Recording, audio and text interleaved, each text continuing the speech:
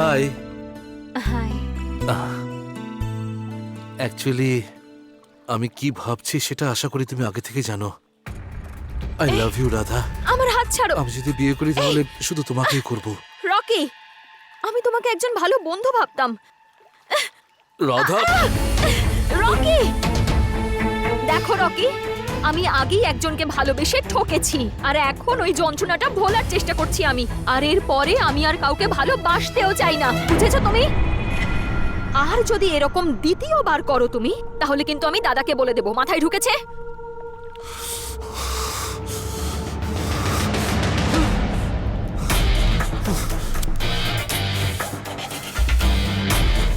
Rocky, এটা তুই কি করছিস? তোর মাথা ঠিক আছে তো?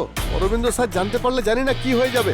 এই, যদি জানতে পেরে যায় দাদা কি করবে আমার ওই লোকটা? ভালোবাসায় প্রতারিত হওয়া মেয়েকে সাহায্য করছে এটা শুনে খুশি হবে।